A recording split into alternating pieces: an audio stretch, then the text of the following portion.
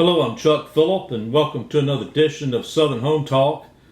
I did a history page on Facebook more than 10 years ago called The History of Spanish Fort Alabama, and I did one on the businesses down on the Causeway, and one of those businesses has been there the longest is Traders.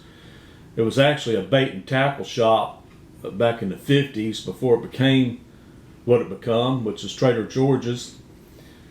George Lane, from what I understand from Channel 5, was the initial owner of this, and then eventually Ann Clackus took this over.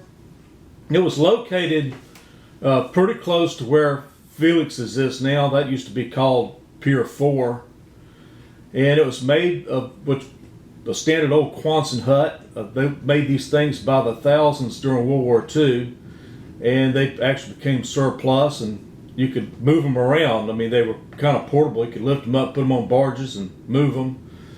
And you can see right there, those of you remember Gomer Pyle, this is a picture of him and Carter together in front of one of those old Quonset huts. And here's another picture of Gomer Pyle or Jim Neighbors on the battleship with Mel Fuller and Ford Cook. And who knows, maybe they went to Traders and got a drink after this.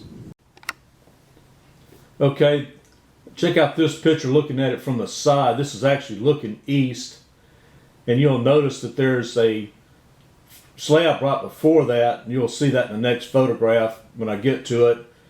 But you'll also notice that the air conditioner's on top of this thing as well. It's also got a big center block on top of it as well, I guess to add weight to it. That's what delayed the opening of this, from what I understand. It took them about 2 weeks to figure out how to get the air conditioning system on top of the building because it needed to be there, because being such a low-lying area, the parking lot was prone to flooding. That happened quite often too. Even without hurricanes, the tides could get up high enough to where it could flood the parking lots. Okay, in this next slide, I'm pretty sure I'm at the location where this used to be. You can look at the slab, especially if you compare it to the previous one. I'm pretty confident this is where the old Traders used to be. And you can see in this next slide all the people here at the bar. Basically, they just went around and collected decorations wherever they could find them. I mean, if it washed up out of the bay, they'd pick them up and throw them in there. It was real eclectic inside the place, that's for sure. And I think some customers would actually bring stuff to it to put on the wall. But basically, Traders was a place where a lot of people from the local shipyards went right after work, since it was so close to it. And that's what a good establishment does. It focuses its business around the people that comes and patronizes it. And many of the people that go to Traders then went to it for years, decades, even after it moved to its next location. Later on, Traders built a pretty nice pier, which is open day or night. You can see in this photograph there, they got a nice sized jug of wine. And that brings up another point as well. Traders was a membership club only. You had to pay a membership to be a partner in this thing, and that was primarily done, so they could sell alcohol on Sundays, I believe.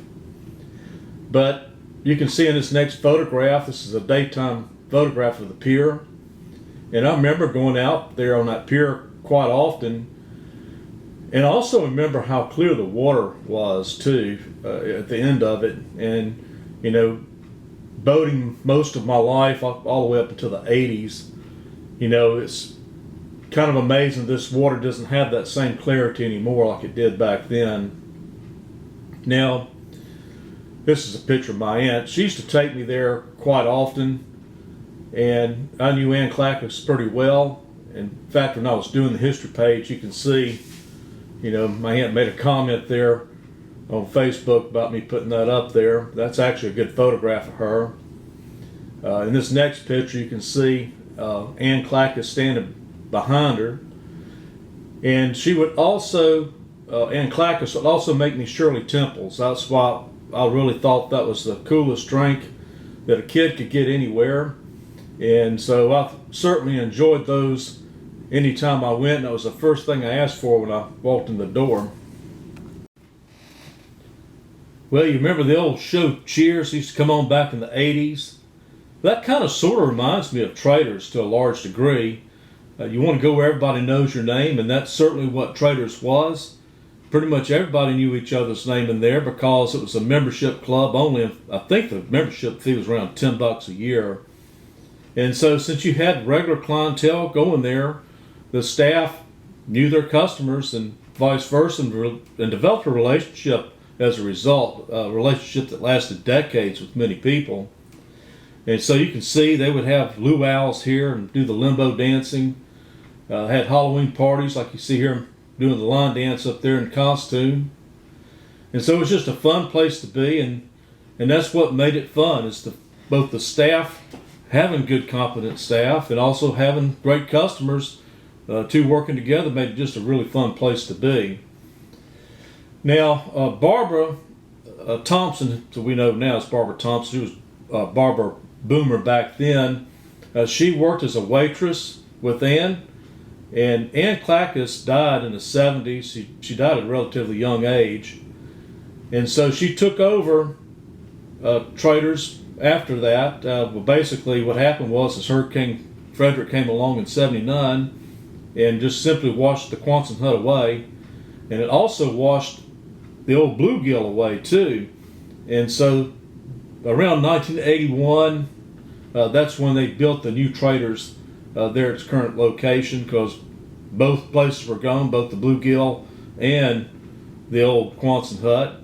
But they didn't wash away the customers because they couldn't wait for this new place to open up, and right here at the Appalachian River. And so when it opened up, nothing really changed other than the customers moved from one spot to another. Now, the old bluegill was actually also rebuilt too, and moved down a little bit from where this is located, and it's still in business today as well. In fact, the bluegill is probably the second oldest establishment on the Causeway. When they built this new rounded hut design, a lot of the customers helped build this. They put their time, sweat, and effort into this, and so did Barbara. She was out there with a hammer and nail too, trying to make this thing happen. I mean, she put a lot of work in her establishment, both physically, emotionally, and also vested as far as taking care of her customers. She had pretty much an all-female wait staff, and all of them are very competent as well. I remember Anna and Tiny very well, and the others too, but mostly them. Now, a lot of bands played here. I mean, it was kind of a awkward place to play if you were a band because of the way this thing was designed. It was round, and so you had to set up in a round format. But you can see here, these are some photographs of some of the bands that's played there. They're still on the wall. And some of you may remember old J.W. Slide. He was a hoot, that's for sure. And I wound up buying this record at a thrift store many years ago. I wish I'd have bought more of them. It was 10 cents a piece. Yeah, I wish I'd have bought more of them. But yeah, the Denim Band played here. It was a band I played with back in the 80s and 90s, and we played there quite a few times. And Terry Goins, this Terry Goins in the Denim Band, he was real close friends with Barbara. And he even played at the old Quonset hut back in the 70s. Now, you can see these girls.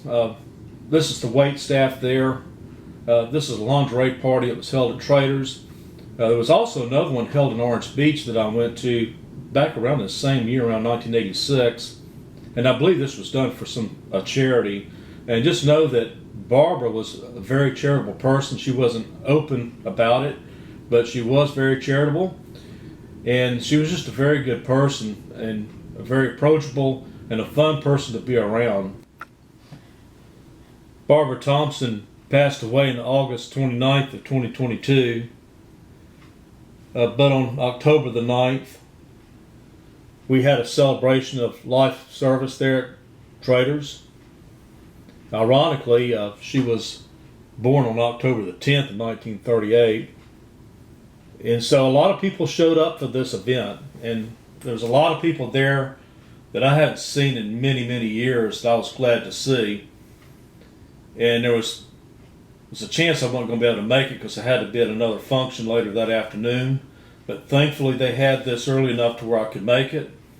And I'm really thankful for all the ones who made this happen as well. Terry Goins, he put a lot into this. He cooked all night long and did a lot of work as far as bringing the stuff there and getting it set up. It was just a real fun, festive atmosphere, and that's what Barbara would have wanted.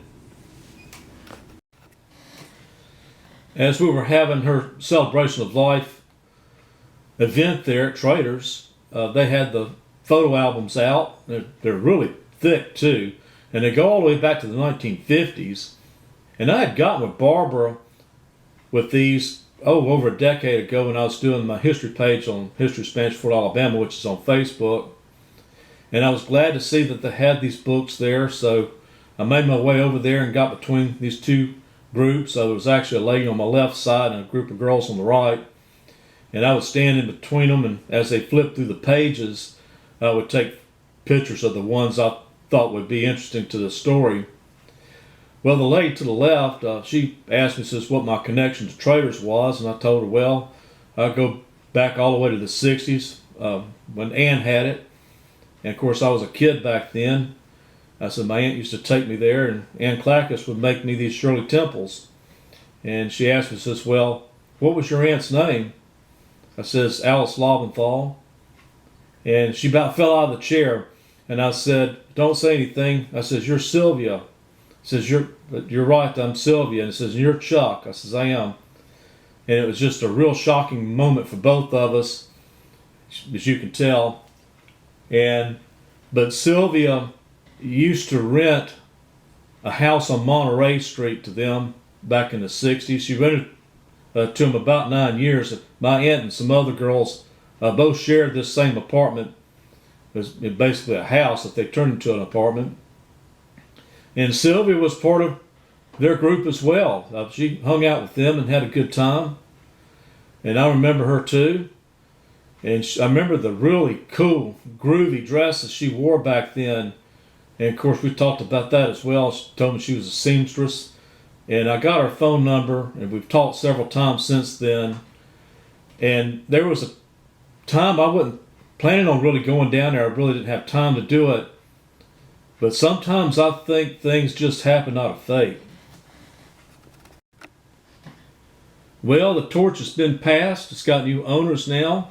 Barbara sold this a pretty good while before she passed away. And so those that were regulars there, you might have noticed the moonshots on the back wall. Well, they've been removed. And so the only moonshot you're going to get now is if you go out on the back deck and maybe watch one rise and set while you sip your cocktail or beer. But I hope that the new owners will learn something from the many decades of dedication that Barbara had to the place, and if they do it at her level, that there's no doubt that it'll be successful under the new management, and they more than likely keep a lot of us old heads around too. And so, after leaving there, and I went back to the place down there on the Causeway where the original Quonset hut sat, and I just stared back over the bay where the old pier used to be, and it really brought back a lot of memories of things that I just simply had forgotten about, but all of a sudden came to the forefront of my memory while standing there looking out over the bay.